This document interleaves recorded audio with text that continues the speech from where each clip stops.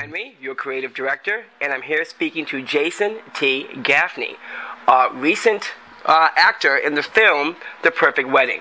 Jason, how are you doing, buddy? I'm great. How are you? I'm not doing too bad. How's the weather?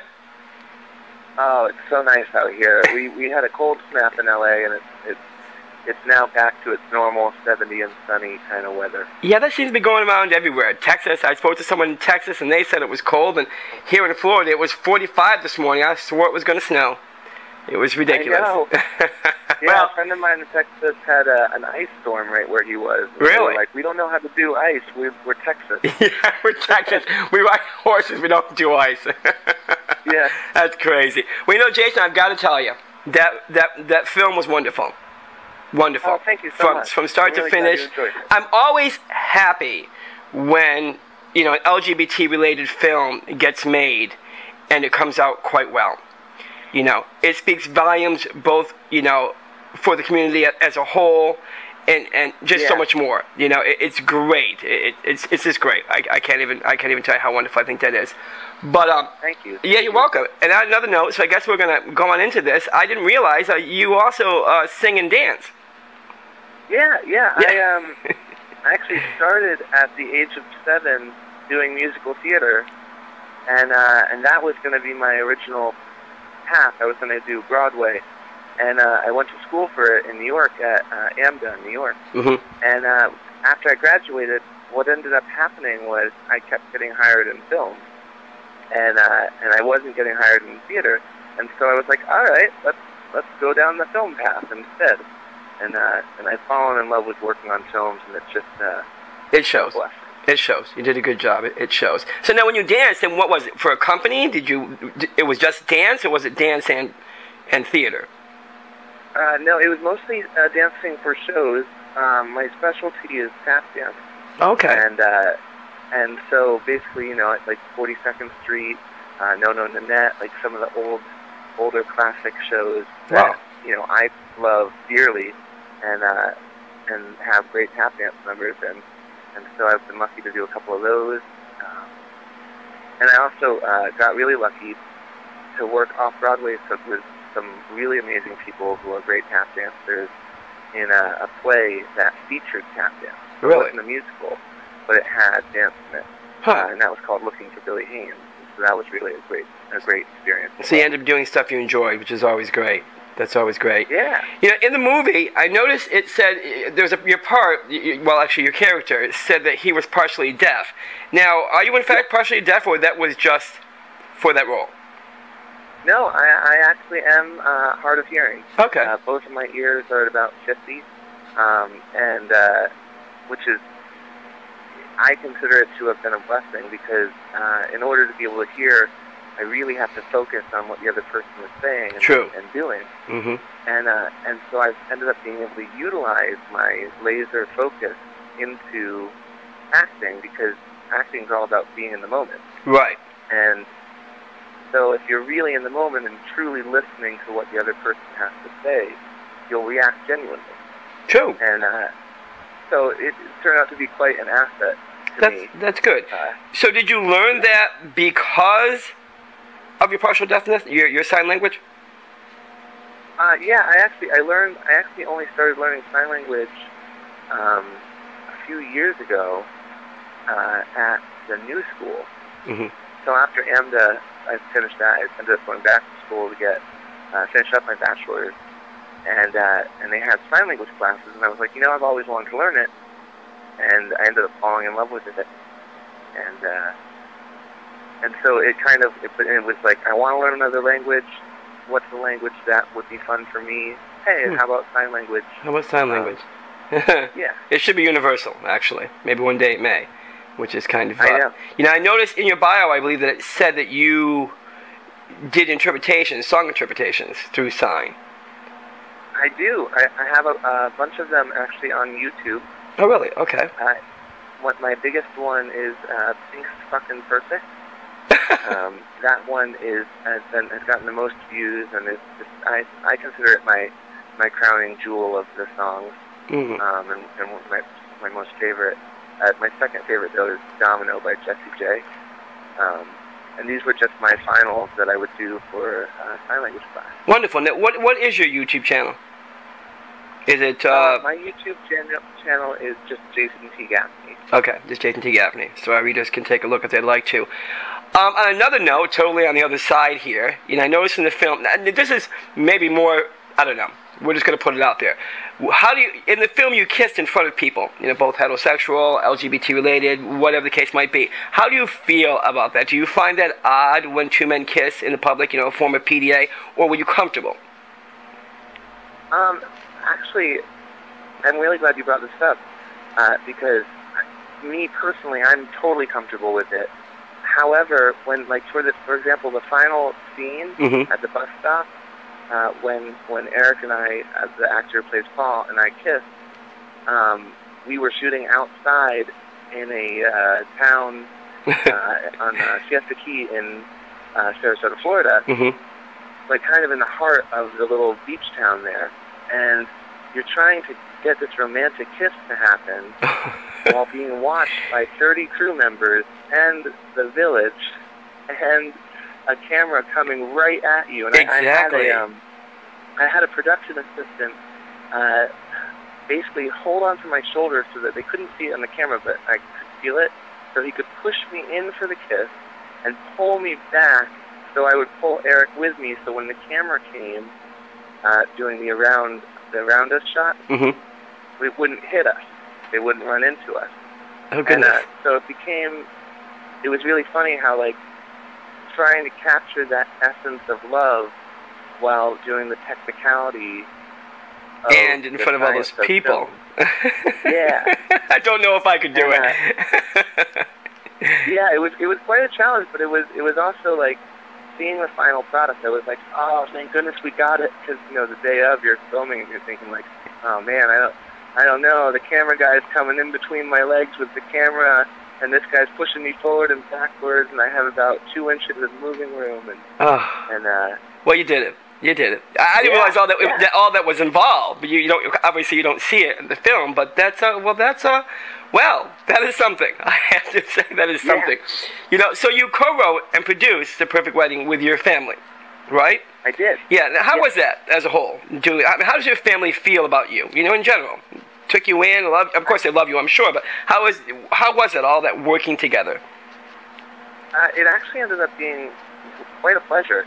I was nervous at first because, obviously working with your family, you don't necessarily know what buttons are going to get pushed. Right. And when you're talking to family members, you're more willing to be like, no, you're acting stupid, and and stuff, as opposed to someone who isn't necessarily a blood relation. Right. And but we really worked quite well together. I came up with the idea, and I told it to my dad.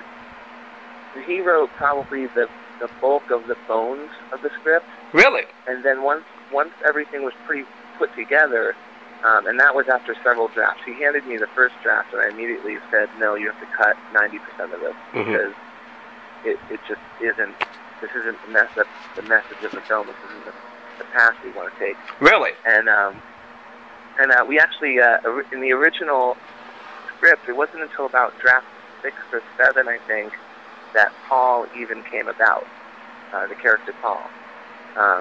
And that was from my mom. She was like, no, we have to have a twist where instead of the two guys that you expect to end up together, it's going to be the other guy, and it just evolved. Well, go Mom, because that was a good twist. I know.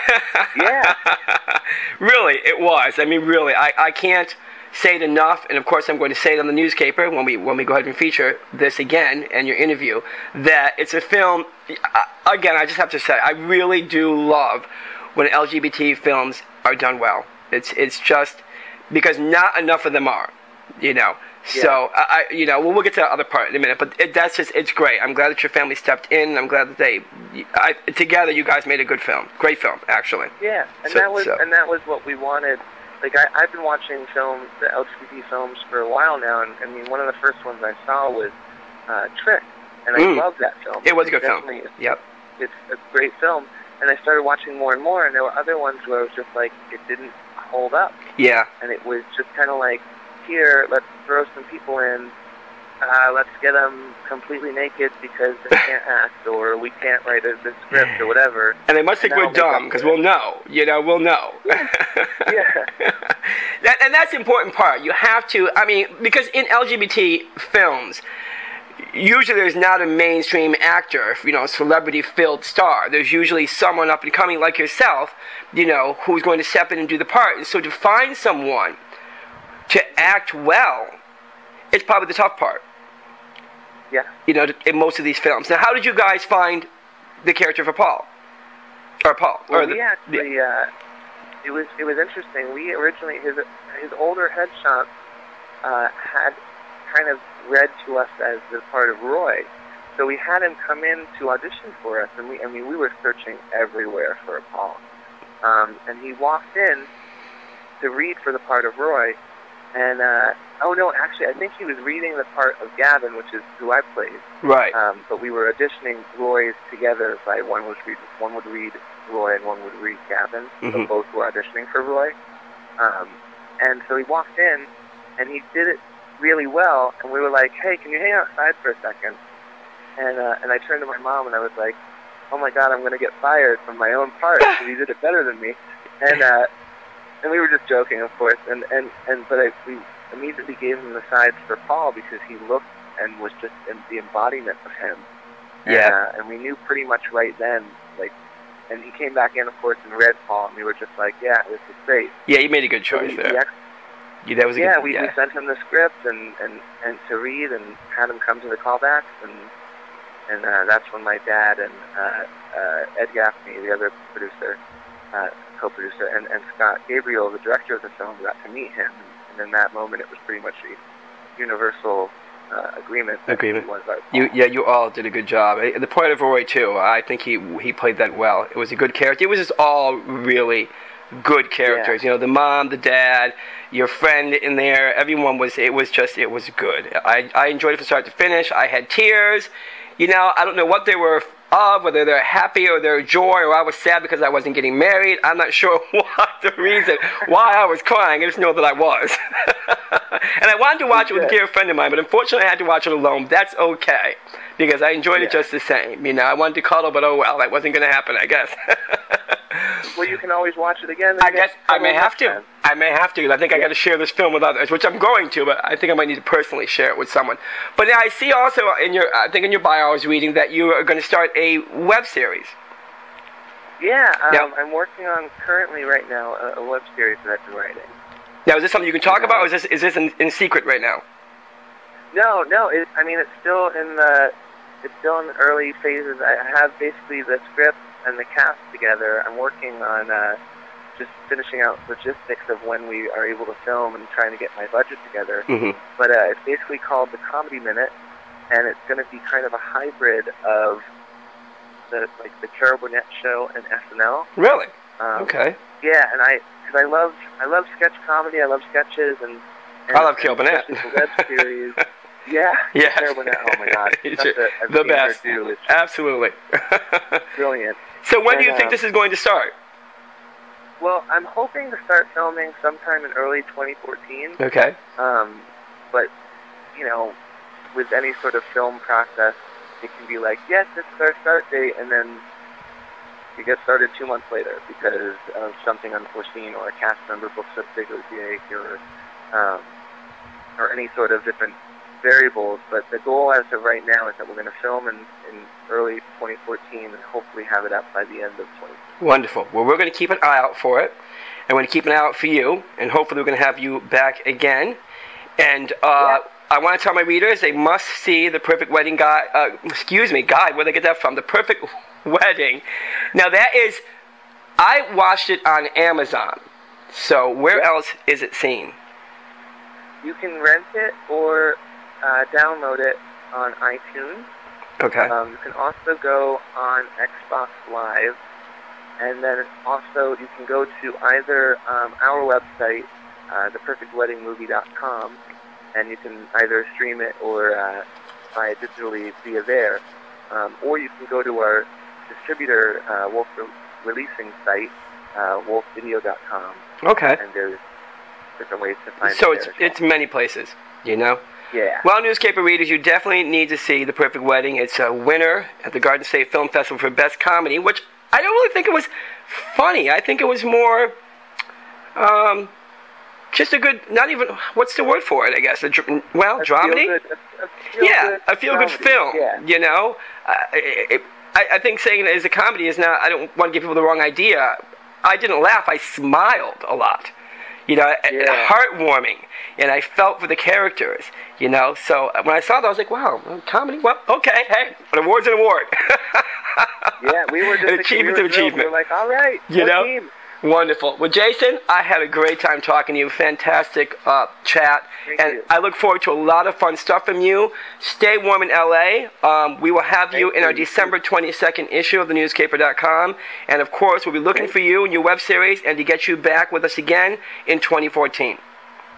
Excellent. Wonderful. You have a pleasant night, and we'll be talking to you soon. You too. Okay, Jason. Bye-bye now. Bye.